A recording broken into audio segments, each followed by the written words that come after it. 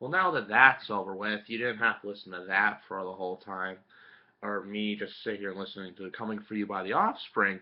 But coming for you by the Offspring relates a lot to what I'm about to talk to you all about, which is this Sunday's pay-per-view entitled Elimination Chamber. But in reality, this is a network special because it's only appearing on the network.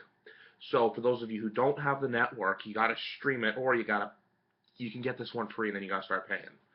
But me, I have the network. I'm good. I'm covered. I'm good to go. I missed Payback, but I did get to see parts of it. I only watched the big three matches, really, which is the Fatal 4-Way, the I Quit, and the Tag Team titles.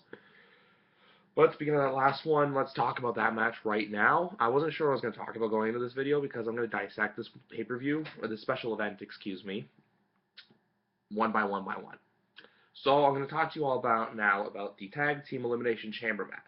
Nothing like this has ever been seen before. Nothing like this has ever happened before, or even thought happening. Like, if you said, like, when the Elimination Chamber came out in 2002, that, yeah, they're going to be having tag team matches in there, you'd probably laugh. You got the champions, the New Day. You got you got Kid Cesaro. You got the Primetime Players. You got Los, God knows why they're in their Matadors. You got the Lucha Dragons, and you got the Jobber Ascension.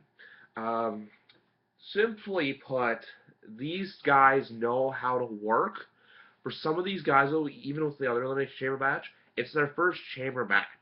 Like, the only person that really comes to mind who's been in a Chamber match in this whole tag team card is Kofi Kingston. Apart from that, and Cesaro, excuse me. So out of 12 guys, you have 2 of them who have been in the Chamber before. And lo and behold, to most people, like every wrestler in the world I've seen, whether by interviews, by podcasts, have said, this thing has no give to it. This thing has absolutely nothing to it. You go in there, you get hurt. It's that simple. Like, it's not like Hell in a Cell you can bounce off. You go into that chamber, back, you're going in. The way they can work this, though, is really well. They have to have Kofi in this match, though, for the New Day. Have, like, Xavier Woods sit on the outside, or Biggie. But Kofi has to be in this. Why? Because Kofi can fly. You can get some great spots in this match. That's what I'm looking for. I'm not looking for a great match. If they go up there and have a great match, hey, I'll be happy. The people I'll be watching with, who I watch Extreme Rules with, they'll be happy. It's all a matter of what the spots you can hit and how you can hit them right. Like, if you can get some really cool spots, basically this match is meant for the fans to watch people get basically close to kill themselves. And that's what I pay my $12 a month for. See guys nearly half kill themselves. Yeah. But with this match, you have all the teams, like, right away, you know, okay, the Ascension's not probably going to win. Los Matadors, hopefully not going to win. You have the Primetime Players, who are wild cards in this. They've basically, ever since Titus O'Neil, Darren Young, they brought them back together, and I think it's good. If you could leave those two, how they have their old promos and stuff, how they have old school shirts, leave it at that. And then next, you have the Aristocrats, Best BTE, Ken Cesaro, whatever you want to call them. They can easily win this match, too. Then you have the Lucha Dragons. I don't know where they stand right now, because they came in, like for example, with the Ascension. They came in, they were supposed to be this power team in NXT, and the Lucha Dragons were, but they weren't. But the Ascension, they came to WWE, and it's like, they had their match with New Age Outlaws, and they hit a wall.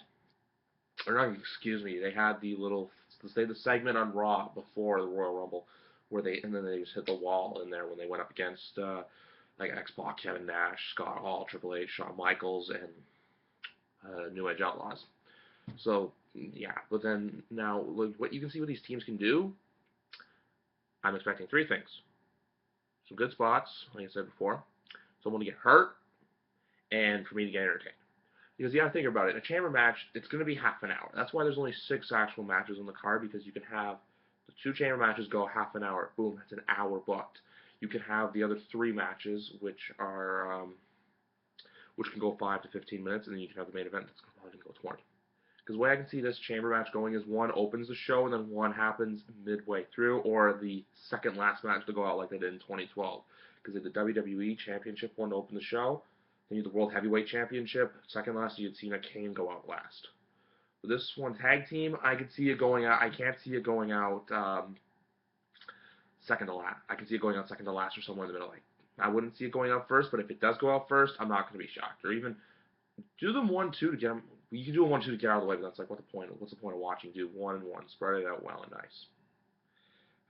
Anyway, I want to leave these short and simple and sweet. I'm not going to do the reviews like this, but I might just do the main event review like this because I want to talk about that later. But this match, I would. There's like this basically every pay-per-view, every card with this match. I want to see one person win or one team win, but I know this is going to happen. Like I'd love to see Ken Cesaro get their titles back, but I know New Day's going to win because hey, if you're serious about a team, keep them as champs. Because the tag team champions are the ones, hey, they can get dropped every couple of months. Have them drop the Money in the Bank. Have them drop them on like a random Raw or random SmackDown or like Battleground, for example. Have new champs going into SummerSlam. Because, like I say in every video, you got something leading up. Mania's over, boom, you got SummerSlam. Thoughts already coming up.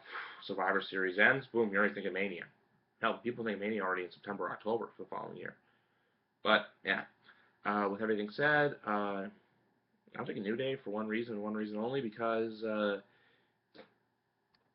they're fun to watch as heels, and it's fun to cheer against them. But yeah, with all that said, I got 5 more of these to bang out. I'll do them all right now, probably continual loop. And yeah, I'll see you in about 5 seconds. See you when I see you.